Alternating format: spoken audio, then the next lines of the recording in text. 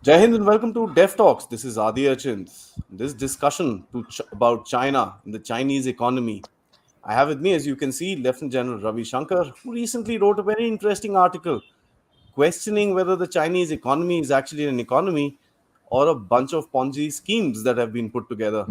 That's something, jokes apart, hit me at the right spot because we've been having this discussion about the Chinese economy for a long time. Sir, thank you so much for the view firstly, and an interesting subject to talk about. Yeah, it's a very interesting subject at the outset. Thanks for having me on the show. Good evening to everyone.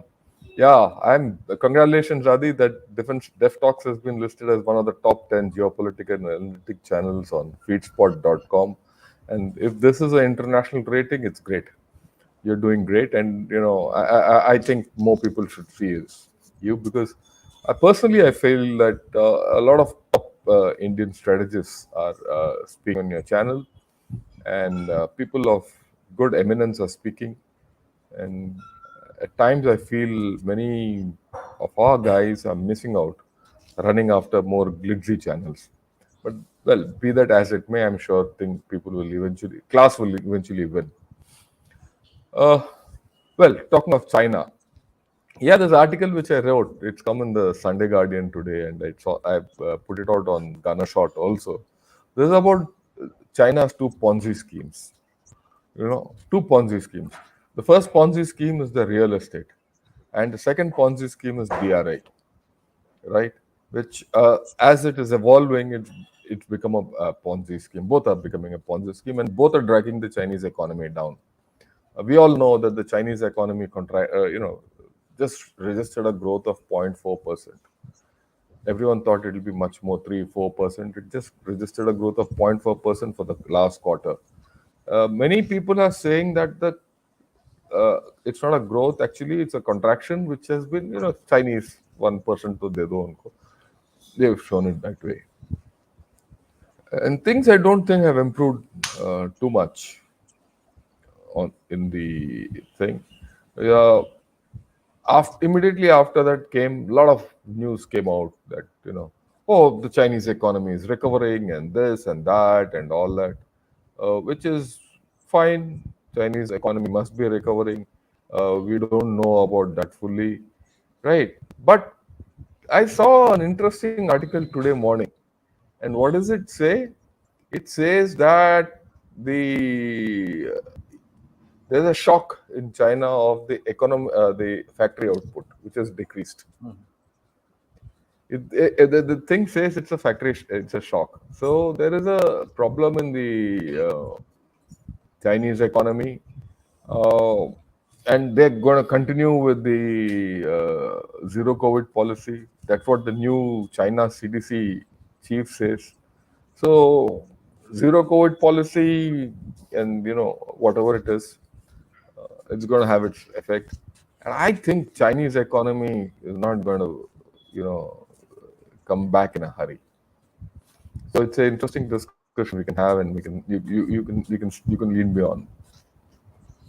I'd like to ask you first, why the name Ponzi schemes, because that's this is an economy supposed to be one of the largest, strongest ones in the world, and you know Look, okay, what's a Ponzi scheme? A Ponzi scheme is something. Look, I promise you something, you give me something, I put it somewhere else, and I increase.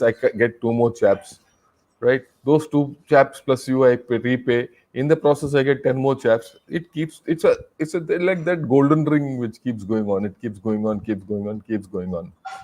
These Ponzi schemes, keep going on. It's named after a guy called Ponzi who did started this scheme. Now these rings keep going on and the circles keep widening as long as the inflow is there, the cash inflow or the whatever the input of the scheme is there. The day that input falters, the whole thing collapses. Okay. Now, if you look at it, the real estate and the BRI are similar. They might not have started off as Ponzi schemes, but they're getting on to become Ponzi schemes, right? And I mean, I actually, to be very honest, I didn't think of it that way. Till I read an article which said that the entire property sector in China is a Ponzi scheme. So let me explain how it goes. There are four actors in the real estate sector in China. And look, why China? Why the real estate, which is very important. Real estate is 30% of China's economy, GDP, and that's going down. That's big, huh? So what has happens? So there's a buyer, there's a developer, there's a banker, and the local government. These are the four actors in this Ponzi scheme. So I'm a buyer and you are a developer. So I go first, take my money and give it to you. That's the first thing. So what do? You take my entire money even before the flat is built and the land is bought. And then you collect money from say 100, 200 people, and then you buy the land and all that. So now that's how that goes. I mean, I'll get back to the developer a little later. In the meanwhile, what do? Because you paid the money, you don't have money. So you use your savings in the bank and take a mortgage up against them. So the bank has come into the deal. Now the bank knows, the bank is also prefixed. Okay, the bank, what does it do? In conjunction with the local government, it facilitates more loans to this developer to develop more. And the local government sells the land, because the moment they sell the land, it's money, right? Money for them. And then as things come up, taxes, other industries start coming up, taxes and income. So the local government gets on with the developer. Now the developer, he takes the land. So he starts off with 100 flats. Before he has sold all 100 out without building anything. And then he starts now the next phase of 100 more or 1,000 more, because now he is increasing that thing, because it's okay, and he's sold. So nothing is built and it is getting sold. It's not that this thing initially when they started this, they're building, and now the property developers have become so big that they're taking money and they're not finishing their flats, no nothing. Now what happens is, I as a buyer start paying mortgage on the flat even before it is built. Okay. Okay, all this went on well. Look, after all, China grew by this. It grew quite a bit. It kept going. All these ghost cities kept getting built, X, Y, Z. Till COVID happened, and the demand went down. People lost their jobs. The economy went down. When the economy went down, people didn't want flats. They wanted return on the flats, which was going down. They couldn't pay their mortgages. So everyone got stressed. And the property developers had become so big. For example, that Evergrande chap, he bought a football club which never took off. And he paid enormous amount of money for that. And the loans became bigger. The land became bigger. So you have empty land, empty flats, a lot of mortgages, ghost cities, everything. That is now collapsing. They are under tremendous stress. Right. Now, so this Ponzi. Now, when I suddenly find, look, I'm not getting my flat as per my timeline. I go and ask, where's my flat? That chap says, I don't have a flat. So if I don't have a flat, why should I pay the mortgage? Because this bank is connected with the developer, and the local government is also connected with the developer. So I go and protest. So when I protest, my COVID status has become red. I can't go and protest. If I go and protest, some chap in black and white uniform will come and ready bash me up. In the worst case, they've lined up tanks also.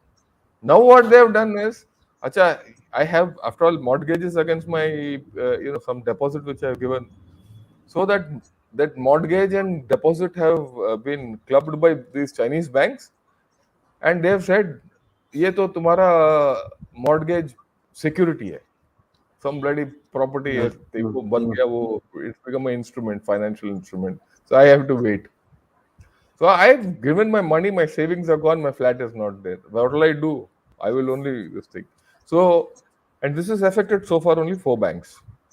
But there are 4,000 small banks like this in China, and most of them are under problem. And if this contagion spreads, everyone will collapse. That is why they brought out tanks also. Now, what the Chinese chaps are doing, they're saying, okay, you know, they've given for these 4 banks some money, and they've given some loan to the local governments, and the banks are giving, this thing, so that the construction can get completed. The local governments are now construct thing, so that the confidence Mhm. does comes and all that. But that's one part of the story. The other part of the story is this property guy. He's done all this. The local governments now don't get revenue because there's no further land sale. They've got the additional problem of now finishing the land which that fellow has started, and he cannot construct the properties. And as it is, along with that, the cement industry, steel industry, X, Y, Z, all those steps have gone. Now, earlier when all these people started the flats coming and all that, wealth and luxury and all that started Yeah. happening. Mm. Sale of luxury happened. वो सब collapse हो गया. I mean, this is not my imagination. This is from bloody Chinese sources. That's the best part. And what's more than Chinese people protesting and getting caned or beaten up to say what I'm saying is the truth. So that is also stopped. The local governments are in a bind. Local government's main revenue is this, they don't have it. So this entire it's a Ponzi scheme which is collapsing. I mean, any questions on this? Then I will talk of BRA. So the main thing what I see with your this thing is like a circular, Yeah, it's circle. It keeps it is circle, widening. It's widening, and acha, but it's still. incidentally, no, it's still going on. Mm. That circle can't stop because there's a lot of money which is still being committed, and there's no money in the system. And what's funny? This is China has 90 million homes extra unoccupied, 90, and their population is 1.4 billion. That means, and actually it might be about 1.3 billion the way I look at it. So they got about 75% homes over and above their population, and their population is going to shrink. So who's going to occupy these homes? You think a chap who's invested in who's invested in a flat will ever get return on income? So what's the state of the Chinese home buyer? And a home is a symbol of pride Mm. in China. Mm. Mm. Okay, that is not there. He's bought it at high rates. Today, the prices have fallen badly across. There are so many stories on this story. I mean, you just home buyers misery karke China dalo, you will get a whole lot in the on the web stories. Yeah, yeah, it's pretty Yeah. open. Man. So if they don't have money, how will they consume? There's no consumption. If my money and saving is stuck in a bank where with my mortgage linked, and I've only got a purchase to say, yeah, you you will get your thing later. What will I do with it? I can't. I have to survive, and then the salaries are getting cut. Even today, 20% of new graduates are unemployed. When I say new graduates, high tech graduates, no job.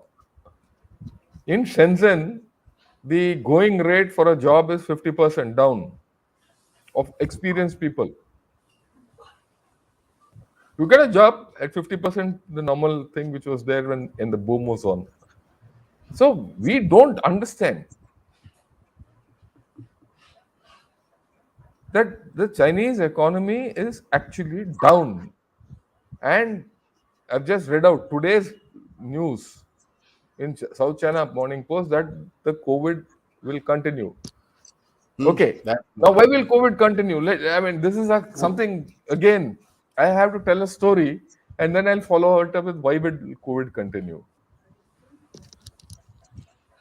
Uh, COVID will, there's this gentleman, Anant Krishnan, right?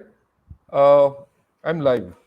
So there's this chap, Anant Krishnan, who's a resident editor of Hindu in China.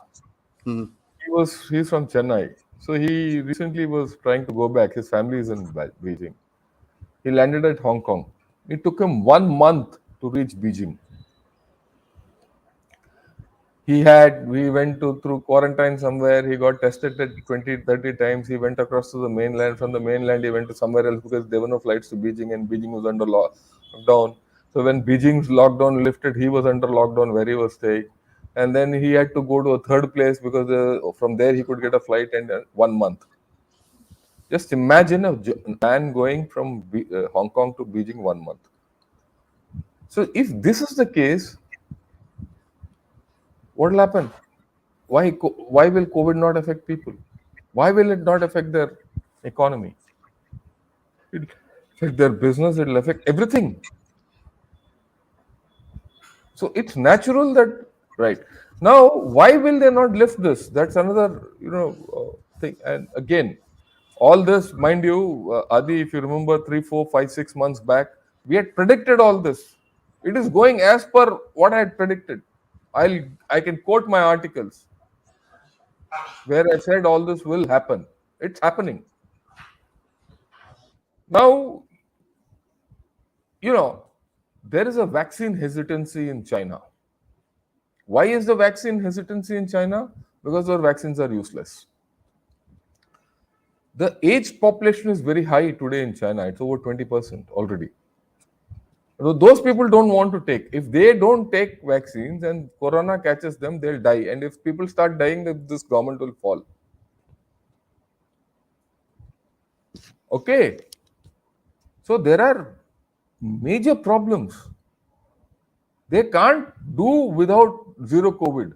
If they lift zero COVID like it is lifted in India or elsewhere, well, everything is hunky-dory for us because we are fully vaccinated X, Y, Z. But what happens to them?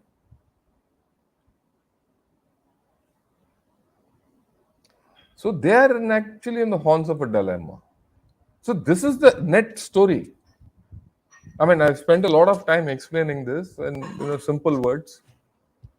They can't get out of it, and Mr. Xi Jinping had declared victory over the virus.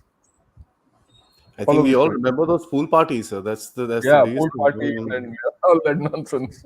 yeah. I'm enjoying it. It doesn't matter whether economy is ready 100 times India's economy or 1,000 times Chinese US economy in times to come. They're getting had today. That is Okay. that is the biggest thing, because at the end of it, what kind of a superpower who can't maintain his words, and they point fingers at the other Western powers who can't maintain their word at the end of it. So they're doing the same things. Look, I kept telling this always, right from day one. When the whole world was down, everyone thought that the Chinese economy was up. It was not fully up. They were also suffering without this thing, but relatively they were high. Today, the world economy is going where it has to go. They are stuck. It's a double whammy they've had economically. All this will not come out in a hurry. Eventually it will come out. Fair enough. Guys watching, please fire up your questions. I've got 4, 5 of them, 5, 6, 7, 8 of them already. I think there'll be a lot more that we can answer.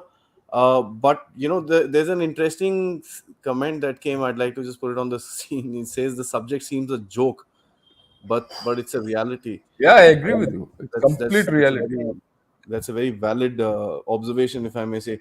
So, but when we talk about the Belt and Road, that's one thing I want to talk to you about, because the Chinese grew their economy, their GDP, and so on and so forth, with regards heavy investment into infrastructure.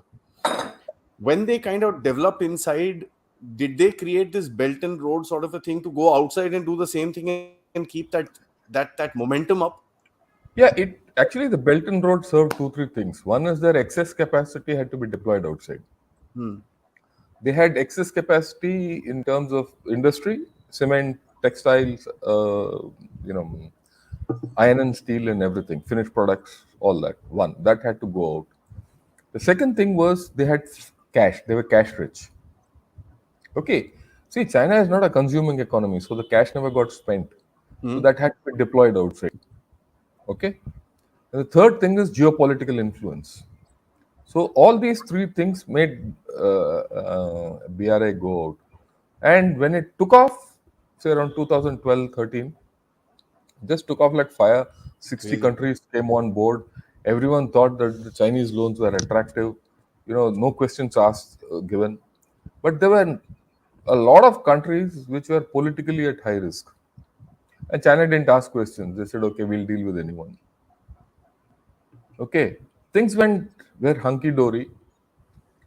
But then problems started happening. You look at Hambantota, which is probably the prime example. Suddenly, Sri Lanka went belly up. They couldn't repay. Yeah. Yeah. So Hambantota had to be given away. And this is across the board. So many countries, there are about 8 to 10 countries which are today suffering in that league. Pakistan, of course, is there. Sri Lanka is there. Zambia is in a problem. Angola is in a problem. Okay, there are so many other countries. I think Argentina and Venezuela also are in a problem, right? And Pakistan, though, which is the flagship of BRI, is in a terrible state. So a lot of projects are stalled. Also, what happened is that, see, again, when the input is there, there's no problem. It keeps happening. When COVID happened and the isolation took place and everything stopped, reviving it, the cost overruns are there. The governments have changed in the other countries, so it's collapsing. Okay. Now, what has happened? Now, the countries, these steps have given debt to them. It is all on debt, no? China has given debt to these countries to construct the projects and they're constructing it. That's the Ponzi scheme. Today, those countries can't pay back the debt. So now they're doing evergreening. So they're evergreening that debt. That means you have to, China is again giving debt to them to, continue with the old debt. So that's It's like growing. would you? Okay. Sorry for the interruption, but is that a Pakistan syndrome? Yeah. Part of Pakistan is part of this whole story. No, is this a Pakistan syndrome? Loan for a loan for a loan for a loan. Yeah, it's the same. See, this is what is happening in Pakistan is well known to us, but there's so many other countries which are in this problem. True, absolutely. Okay. The other thing is, in many cases, they have to take over as equity. Like Hambantota is a equity. Actually, it's a equity scheme. You've given it to China for 99 years to run that port because you can't give money back. Now China has to run that port where they're not getting any returns. They want, of course, with Hambantota, they want to convert into naval base. We all know that, and that's a different story. But what do you do with the railway? What do you do with the airport? What do you do with something else, somewhere else, some factory? What do you do with all the thermal power plants in Pakistan? They are all now, many of them are being run by China. For example, in Pakistan, many of these thermal projects are run by independent power producers. Who are these independent power producers? They're all Chinese. Chinese companies. Now, the problem of converting debt into equity is that, look, China constructed all this with a purpose. They said, okay, we've given you loan, we'll construct it, we'll take the money, we'll take the loan, we'll take the interest and get out. That's good. And when they constructed it to substandard specifications. They were not bothered about what will happen later. Today, now, if the moment it's been converted into equity, you are responsible to deliver that whatever that service. Yeah. They're struggling. So either that loan is stuck, and so what if it's a sovereign loan? What if that government defaults? What if Sri Lanka defaults? Sri Lanka owes some $7-8 billion to China. You think they'll ever be able to pay off? Not will be Okay. when it will be needed by China. And the reaction in China is very clear. They say we should punish Sri Lanka. Ye, wo, all that. Kya karega wo? They'll send that destroyer without aircraft here, or that aircraft carrier without aircraft to Hambantota and occupy it. What can they do? What if more countries start defaulting? What if Pakistan defaults tomorrow? It is on the verge of default. So that is also a collapsing scheme. वो भी input खत्म हो गया, it's collapsing. So these two Ponzi's are now in the BRI, the big banks of China are involved. In this real estate, many small banks and some big banks are involved. Earlier, if a small bank failed, a big bank used to come and bail it out. Now that is the whole financial sector is stressed. That's the problem with them. Of course, let me clarify it. Will be no collapse because China will step in. The government will step in. After all these banks at the end are owned by the government. Government will step in. Like LIC hai. They also have insurance schemes that in LIC or some bond scheme or someone or some mutual fund will be told you buy this loan off, Yeah. Hmm. and that money will get circulated. It will keep getting circulated till that the whole government comes under some stress. But that's a different story. So all this is put China in a weak economic position. Yeah. See, the financial sector is fully stressed. There's unemployment going on. Okay, unemployment is rising, and even if there's no unemployment, the salaries have fallen. Consumer spending will go down. Okay, it will happen. I mean, whether you like it or not, their global influence is going. Okay, so all this put together, the China story I think is over. And plus, we have not factored in that their population is definitely decreasing. That has been now declared and Declined. widely open. Okay. Yeah. Hmm. The way I look at it today, they're saying it's going to decrease from this year or next year. But my way of looking at it, which I've held for the past 3-4 years, is they're already decreasing. And there's a Chinese professor who says that the number of BCG vaccines given in the past 3-4 years, if you count, China's thing is gone down. If no births are taking place, the decline in overall population. Yeah, this is a factor which people have to understand. Yeah. If China's population is decreasing because of lack of births, which is a fact, and it is more than what it is recorded. It is the births which have been fudged. The number of aged people are still the same. If the number of young people are not born, it's the aged who are more. That means the percentage of aged people in the society has grown. It's an aging society. It's the fastest aging society in history. Aged people have different requirements. Unko to, yeah, I'm an aged guy. I'm 65, 67. Okay, I don't go into some place to buy a suitcase or something like that. I'm not a consumer. I consume medicines. I consume, I don't drink alcohol by the bottle. I don't go to 5-star restaurants. I can't afford it, one. And secondly, my health doesn't permit it. So my consumption pattern goes down. It's normal. My requirement is more health, which the China doesn't have. You put all this, unless their entire model changes, they are in trouble. Now, we'll take it forward.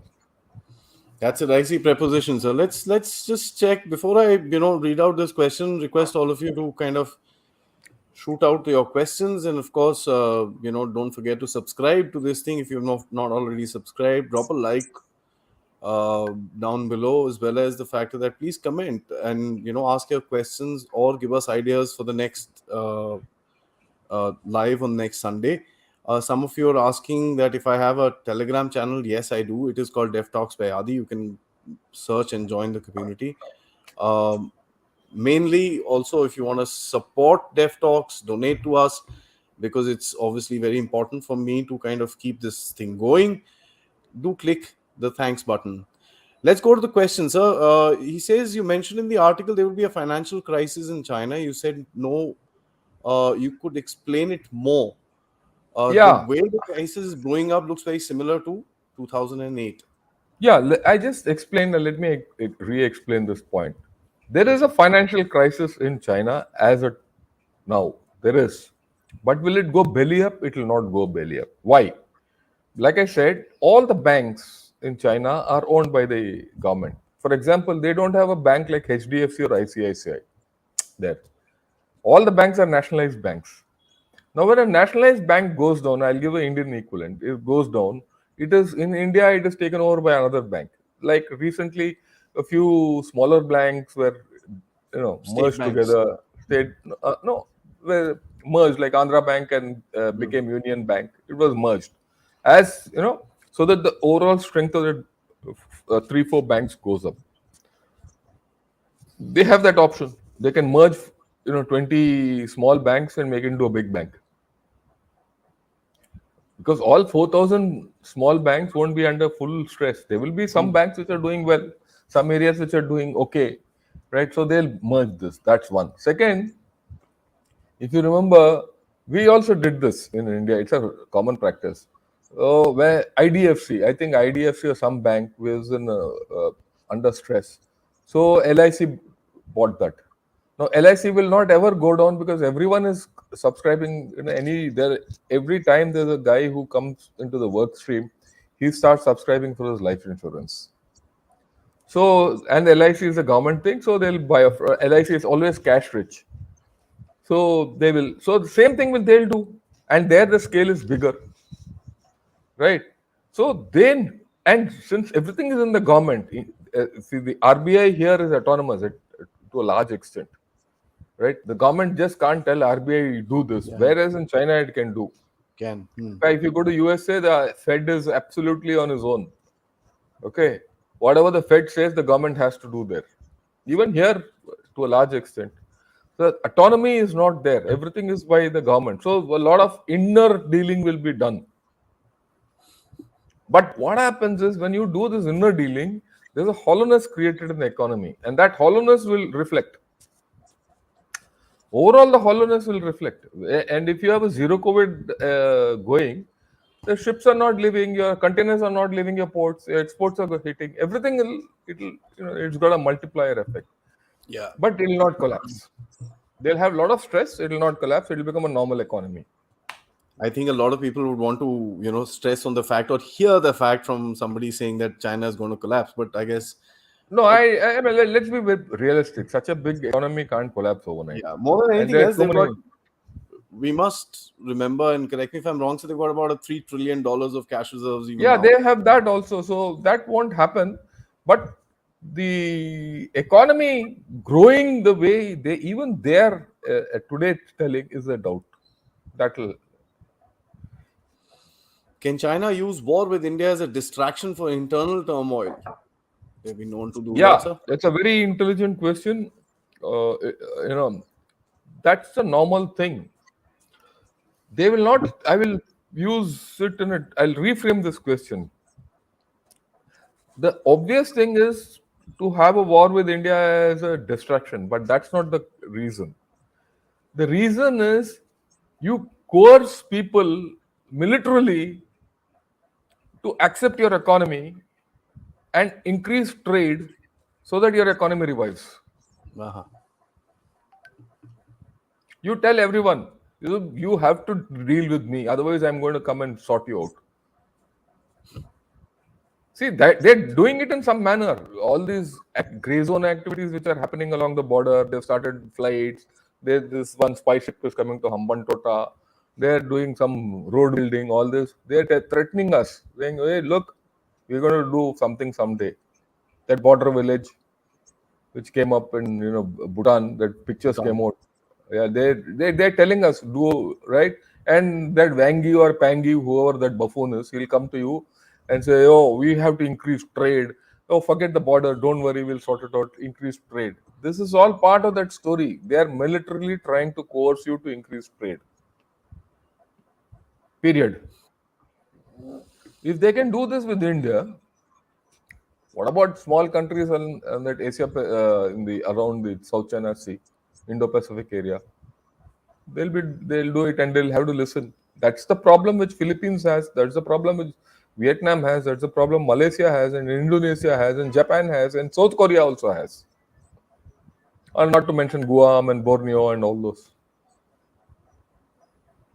Right. So that's it. That's a thing. And I've also said that today China has two military objectives. One is Taiwan, which is their primary objective. If they cannot get across to Taiwan and integrate it, they'll do something against India.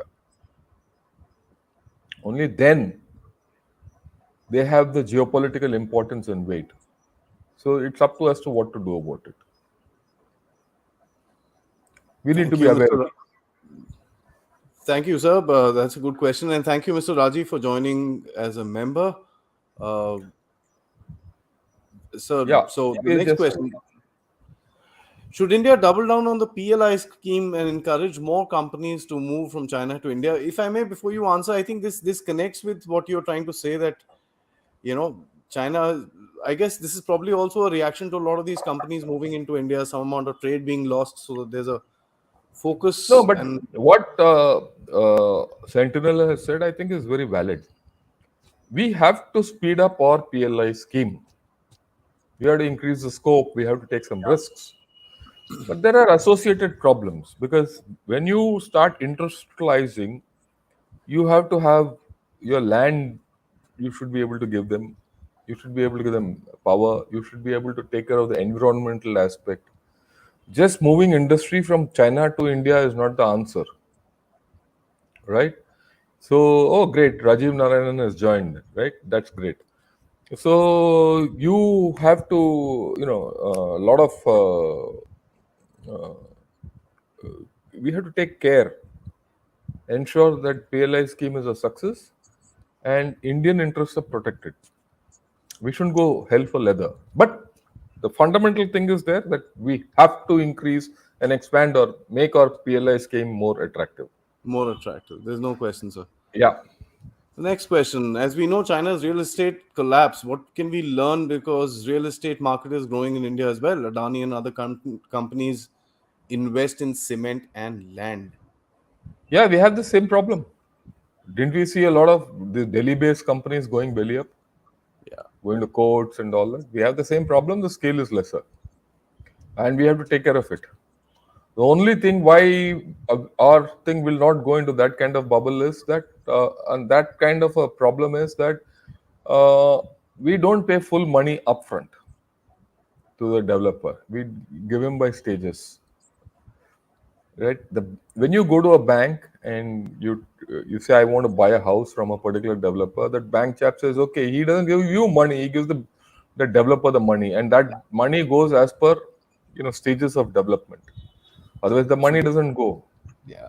There are developmental checks and balances which are Yeah. there. So we have a few. Our model is slightly better, Different.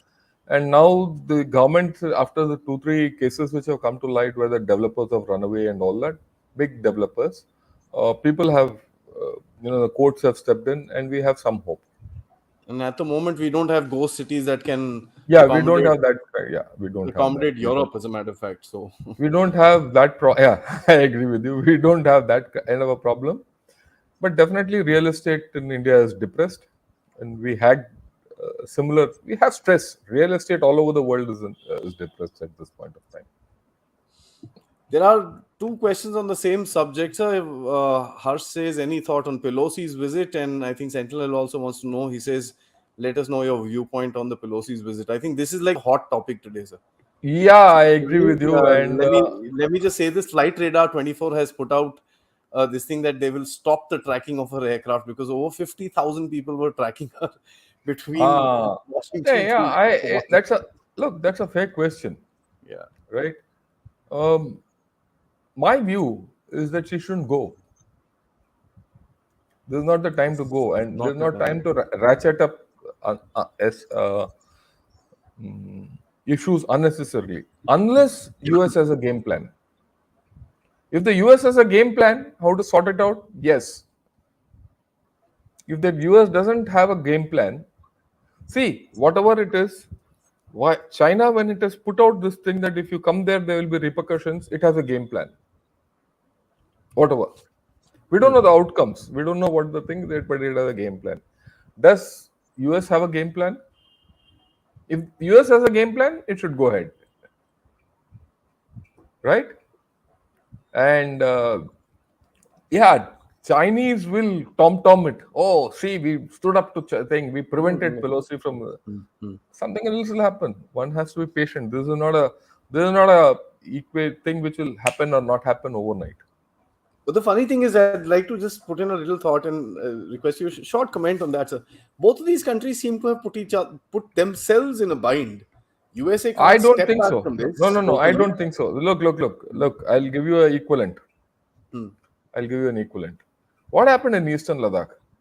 Those chaps came, sat on our thing. There was a lot of noise that India can do nothing, this, that, all that. We bade it. We bided our time and occupied Kailash ranges. That forced the equations to change. See, in these things, nothing stops with one incident.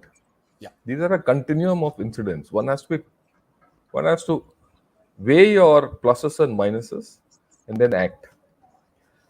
Reactive, you know, reactive actions will not fetch you results. You have to be active. You have to think it through. Yeah, If USA backs down the Taiwan trip, how does it affect Biden administration I don't midterm know. elections? I, Well, let I him I get don't know. rid of his Let second him. That's COVID. his. That's their internal thing. How does it Yeah. affect us? I don't see it any great shakes.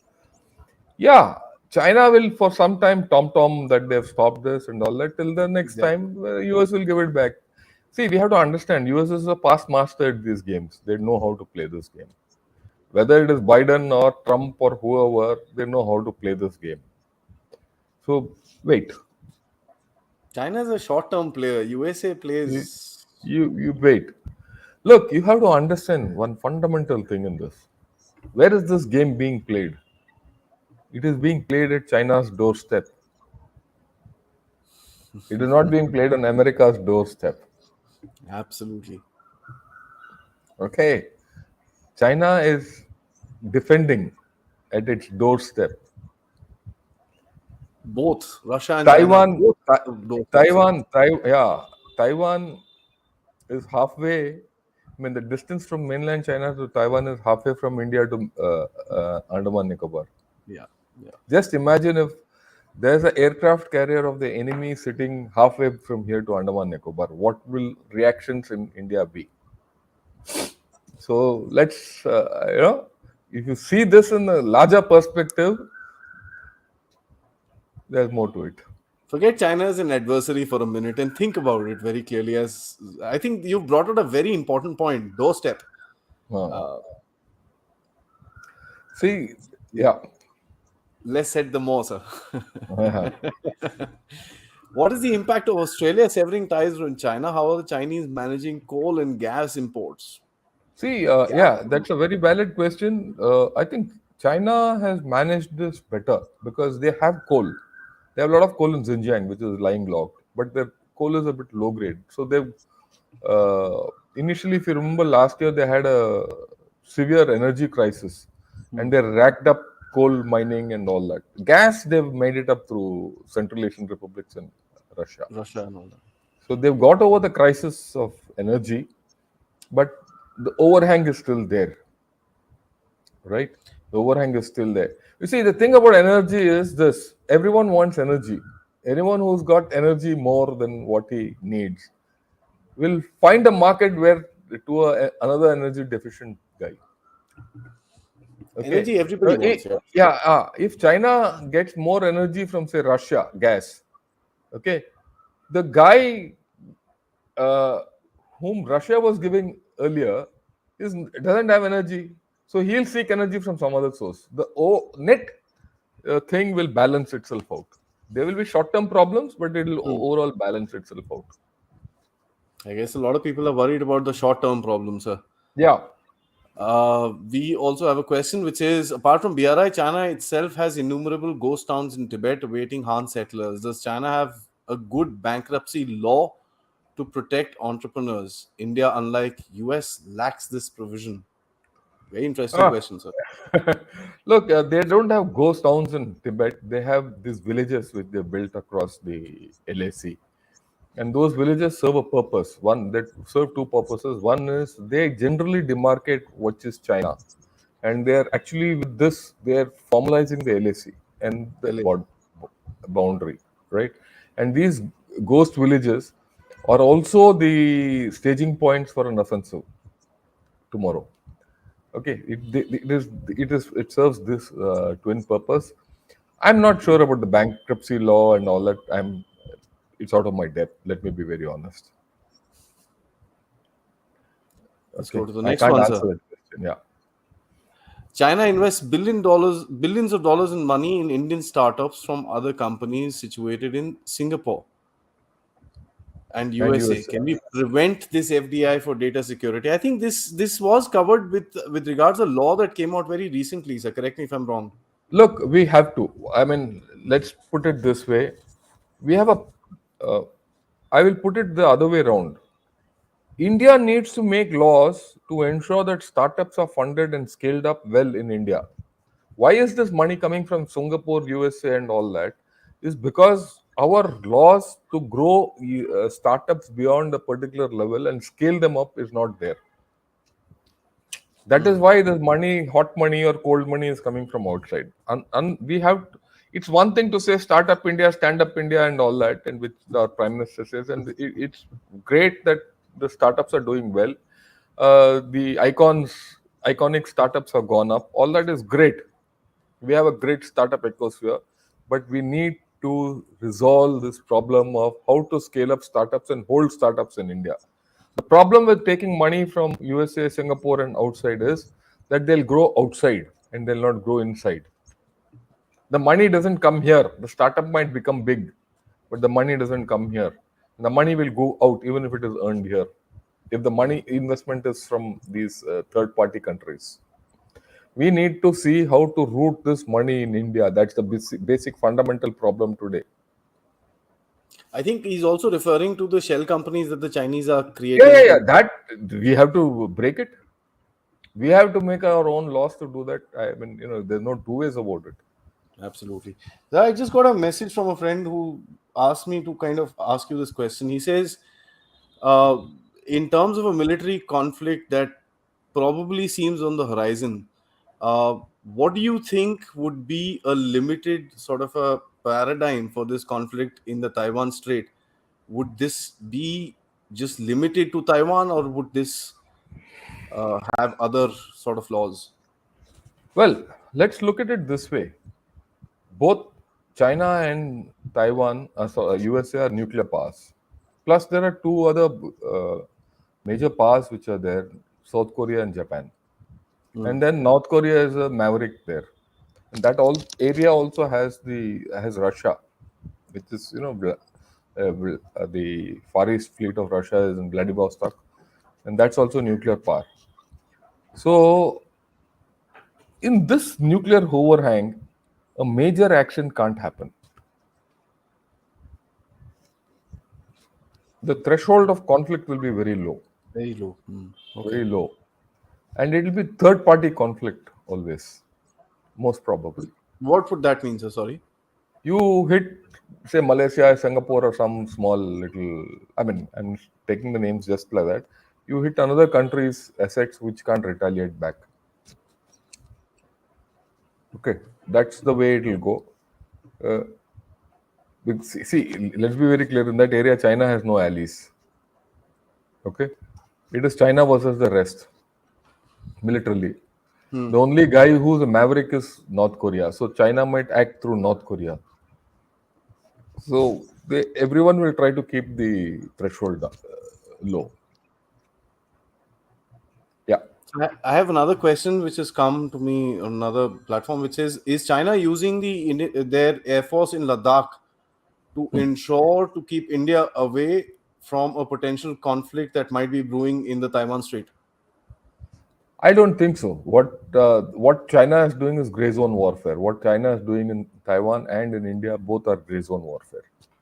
Gray zone warfare is that kind of warfare where you do something which does not invite a military response, but keeps the other guy off balance. That's what they're trying. Okay. Uh, in fact, China is vulnerable. I've been saying this all through. What happens tomorrow if they go and do something in Taiwan and we start something in Eastern Ladakh in some pretext? China is now faced with a two-front situation with two major powers. What China is playing is very high-stake games. And that is why don't feel that China will attempt it, because the outcomes for China are poor. If even something goes wrong, Xi Jinping will go. Some other ping will come. Right. So, and risks factors are more. And if this conflict escalates beyond a point, the first thing you will find that trade gets hit. Shipping will get hit. the costs and repercussions are huge. Huge, yeah. So if unless China wants to attempt all that, I don't think China is in a position to do so. The only way they can do is their internal problems are high. So to externalize the situation, they might start some should put here and there. Even this business of what they're trying against Nancy Pelosi's visit is that. Pretty much that. Create a hype Yeah. and fair enough. Why India won't increase its construction of nuclear plants because of the dangers associated with it. Most solar equipment that we're importing from China. What's your view on this? See, nuclear equipment is nuclear plants is not a matter of danger associated with it. That's one part of the story. The other part of this is technology, cost, uranium. You don't have uranium. So how You you don't have to have. run those plants, you don't have. India is strong on thorium, and we are the lead researchers on thorium, and we are building thorium plants. We already have a pilot plant running, right? It's a 30 megawatt pilot plant, thorium plant, and thorium cycle to be kicked off needs a fundamental amount of uranium, which we are en route to make. When we have that capability of uranium, we should start a thorium cycle. That and thorium plants are safer. So that is the way forward actually. And India is doing that. It's a long-term plan. For many people who don't understand this, you might feel that nothing is happening, but that's the way forward. What is the second part of that question? Sorry, 1 second. Solar panels. We are Yeah, importing from solar Korea. panels, I think we have to do it on our own. I mean, there is no other. There is no Whether you do question. it by PLI, EAO, and all that, we have to do it on our own. I am completely in agreement. We should. Yeah.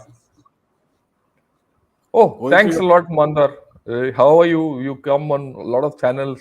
It's great to hear you, and your questions. Thanks a lot.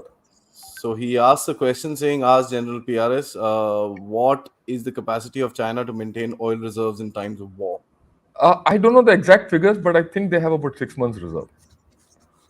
And plus, their open lines with Russia and China, Russia basically for gas and Central Asia for gas, as also Russia for oil, will see them through.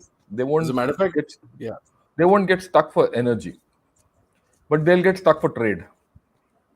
they're building up their oil reserves for the past 3 months. Yeah, 3 months. So So they will. So look, that's that actually even that fingers their economy. You're buying oil, but you're buying gas, and you're storing it. You're not using it, so that's locked money. would you say the same about the food that they're holding, sir? Same thing. 50% of the world's wheat is a See, lot. they don't have the China is energy deficient and food deficient. Food deficient. They have these problems, but well, they got that their economy this thing. Yeah. How the people? Ah, whatever I've learned about this thing, I think Adi, you should take it on because you've been interacting with the Taiwanese more. Well, people-wise, as a matter of fact, Taiwan is a split sort of a society at the moment. They're a lot more pro-independence than anything else, and that's something that I feel. But the previous party that was, that was in power, the KMT, was pro-China. So and this particular party that came into power won by a very narrow margin. Having said that, the younger generation seems to be kind of switching over. About 60 to 70% people say that they will fight in case there is a issue with Conflict. China. But it's still not I'm just saying the 100% out of the younger generation, 60 to 70%. So there is still a sizable population that maybe this thing. And a lot of people, one must understand, and sir, would you agree with me that they have business interests on the other side as well? Yeah, they have. They have. Marriages But and then that different this thing. Now the Taiwanese have got used to democracy. They don't want to yeah, let yeah, go. yeah, yeah. They don't want to become part of China and get shackled by Absolutely. So that's the communists new thing which is coming in, and I coming think in, it should. and the young Yeah, people are not interested.